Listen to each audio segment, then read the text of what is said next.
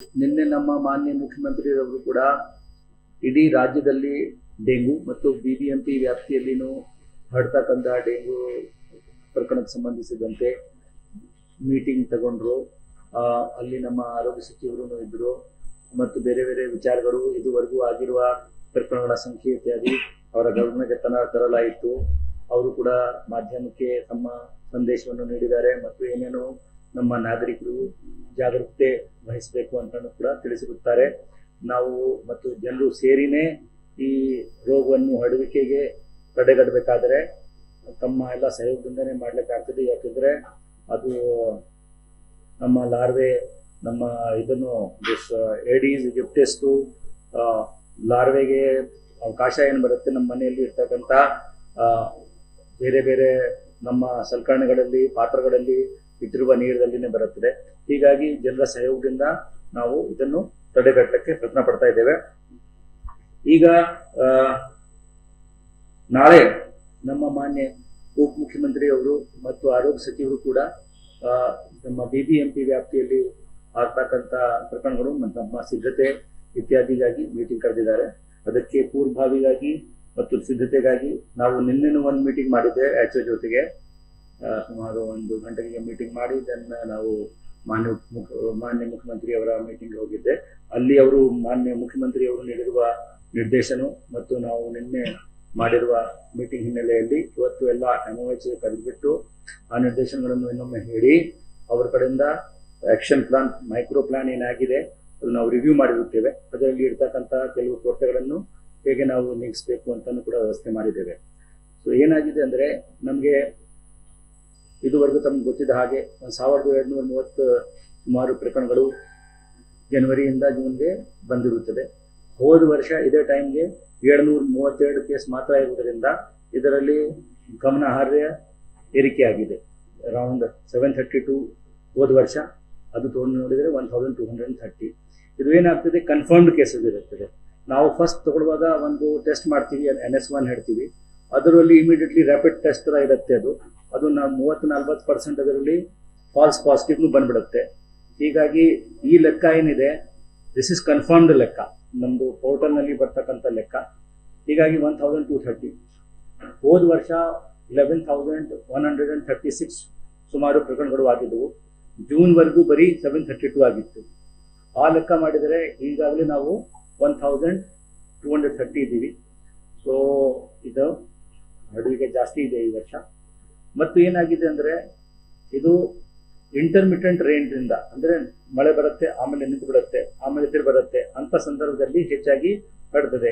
26 ಡಿಗ್ರಿಯಿಂದ 30 degree temperature ಇದ್ದರೆ ಸೊಳ್ಳೆಗಳಿಗೆ ಅದಕ್ಕೆ ತುಂಬಾ ಅನುಕೂಲತೆ ಇರ್ತಕ್ಕಂಥ ದಶೆಗಳು ಇರುವುದರಿಂದ ಅಲ್ಲಿ ಹರಡುವಿಕೆ ಜಾಸ್ತಿ ಆಗಿದೆ. ಈ ಪ್ರಕಾರ ಈ ವರ್ಷ ನಮ್ಮ ಕಡೆ ಜಾಸ್ತಿ ಆಗಿದೆ. ಹೋದ ವರ್ಷಕ್ಕಿಂತ ಈ ಸಲ ನಾವು ಇನ್ನೂ ಬಹಳ ಜಾಸ್ತಿ ಆಗ್ಬೋದು ಅಂತ, ಈ ಟ್ರೆಂಡ್ಗೆ ಹೋದರೆ ಆಗ್ತದೆ ಅಂತ ನಾವು ಸಿದ್ಧತೆ ಮಾಡ್ತಾ ಇದ್ದೇವೆ. ಈ ಸಿದ್ಧತೆಯಲ್ಲಿ ನಮ್ಮ ANM ವರ್ಕರ್ಸು, ಆಶಾ ವರ್ಕರ್ಸು, ಹೆಲ್ತ್ ಇನ್ಸ್ಪೆಕ್ಟರ್ಸು ಎಲ್ಲ ಸೇರಿ ನಾವು ಒಂದು ಬ್ಲಾಕ್ 1000 ಮನೆಗಳ ಒಂದು ಬ್ಲಾಕ್ ಕೊಡ್ತೀವಿ. ಆ ಒಂದು ಬ್ಲಾಕ್ಗೆ ಅವರು ಹೋಗಿ ಸರ್ವೆ ಮಾಡಿ, ಲಾರ್ವಾ ಸರ್ವೆ ಅಲ್ಲಿ ಮತ್ತು ಜನರಿಗೆ ತಿಳುವಳಿಕೆ ನೀಡುವುದು, ಹೇಗೆ ಅದನ್ನು ಒಂದೇ ವಾರಕ್ಕೆ ಒಂದು ದಿವಸ ಡ್ರೈ ಇಟ್ಕೊಳ್ಬೋದು. ಎಲ್ಲಿ ನೀರು ಸಂಗ್ರಹಣೆ ಮಾಡ್ತಾ ಇದ್ದಾರೆ ಅದು ಡ್ರೈ ಇಟ್ಕೊಂಡ್ರೆ ಅದೆಲ್ಲ ಲಾರ್ವೆ ಇತ್ಯಾದಿ ಹೋಗ್ಬಿಡುತ್ತೆ. ಅದು ಎಲ್ಲ ತಿಳುವಳಿಕೆ ಕೊಟ್ಟು ಅಲ್ಲಿ ಇರ್ತಕ್ಕಂಥ ಇನ್ನು ಜ್ವರ ಪ್ರಕರಣಗಳು ಏನಿದೆ ಅದು PHCಗೆ ತಿಳಿಸುವುದು.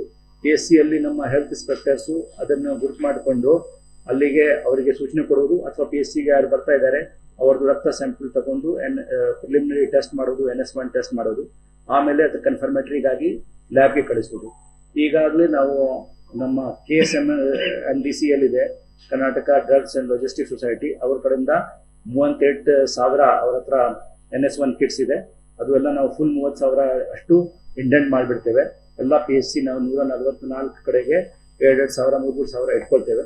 ಸೊ ಅದರಲ್ಲಿ ಏನು ಪಾಸಿಟಿವ್ ಬರುತ್ತೆ ಅಂಥದ್ದು ರಕ್ತ ಸ್ಯಾಂಪಲ್ ಡ್ರಾ ಮಾಡಿಕೊಂಡು ನಮ್ಮ ಲ್ಯಾಬ್ಗೆ ಕಳಿಸ್ತೀವಿ. ಮತ್ತು ಬೇರೆ ಗೌರ್ಮೆಂಟ್ಗೂ ಕೂಡ ನಾವು ಬೇಡ್ಕೊಳ್ತಾ ಇದ್ದೀವಿ, ಅವ್ರ ಹತ್ರ ಟೆಸ್ಟಿಂಗ್ ಫೆಸಿಲಿಟಿ ಜಾಸ್ತಿ ಇರೋದ್ರಿಂದ ಆಯಾ ಕಡೆ ಕಳಿಸೋದು.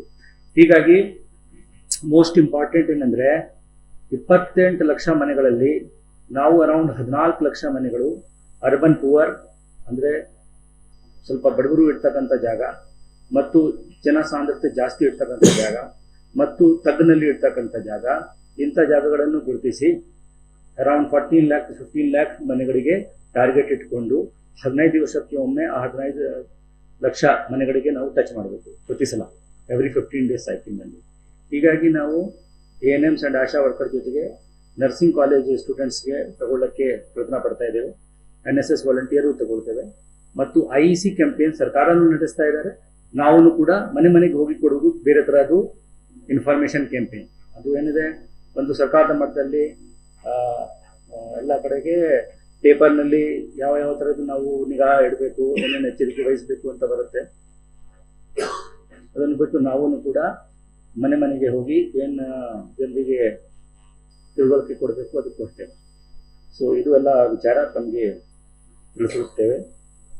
ಮುಂದೆ ನಾವು ಎಲ್ಲ ಫ್ರೈಡೇಗೆ ಎಲ್ಲ ಅಧಿಕಾರಿಗಳು ಈ ಕೆಲಸ ಮಾಡ್ತಾರೆ. ಅಂದರೆ ನಾವು ಝೋನಲ್ ಕಮಿಷನರ್ಸ್ಗೆ ಏನು ಹೇಳ್ತೀವಿ, ಯಾವುದೇ ಇಲಾಖೆ ಆಗಲಿ, ತೋಟಗಾರಿಕೆ ಆಗಲಿ, ಯಾಕಂದ್ರೆ ತೋಟಗಾರಿಕೆಯಲ್ಲಿನೂ ಕೂಡ ನೀರು ನಿಲ್ತಕ್ಕಂಥ ವಿಚಾರಗಳು ಇರುತ್ತೆ. ಫಾರೆಸ್ಟ್ ಆಗಲಿ, ನಮ್ಮ ಸಾಲಿಡ್ ವೇಸ್ಟ್ ಆಗಲಿ, SWM ಆಗಲಿ, ಇದನ್ನು ಸ್ಟ್ರಾಂಗ್ ವಾಟರ್ ಡ್ರೈನ್ ಆಗಲಿ, ರೋಡ್ ಆಗಲಿ, ಅವೆಲ್ಲ ಡಿವಿಷನ್ ಅವರು ಆ ಒಂದು ದಿವಸ ಫ್ರೈಡೇಗೆ ಫೀಲ್ಡ್ ಡೇ ಅಂತ ಮಾಡಿ ಈ ಎಲ್ಲ 14 ಲಕ್ಷ ಜಾಗ ಹೌಸಸ್ ಏನಿವೆ ಅಲ್ಲಿ ನಮ್ಮದು ಹೇಗೆ ನಡೀತಾ ಇದೆ ಈ ತಿಳುವಳಿಕೆ ನೀಡುವುದು ಮತ್ತು ಫಾಗಿಂಗ್ ಮಾಡಿಸುವುದು ಮತ್ತು ಇದನ್ನು ಲಾರ್ವಾ ಕಿಲ್ ಮಾಡಲಿಕ್ಕೆ ವ್ಯವಸ್ಥೆ ಮಾಡೋದು,